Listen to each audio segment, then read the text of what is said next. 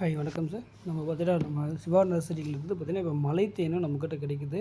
மலை தேனுன்னா ஒரிஜினல், அதாவது ஃபாரஸ்ட்டில் இருந்து அழிப்பாங்க இல்லையா, பெரிய பெரிய தேன் கூண்டுலேருந்து இந்த பாறை இடுக்கில் வந்து பார்த்திங்கன்னா பேடு பேடாக இருக்கும், அடுக்கடுக்காக இருக்கும். அந்த தேனை அழித்து தான் கொண்டு வந்தது தான் நம்ம ஒரிஜினல் மலை தேனுன்னு சொல்லியிருக்கோம்.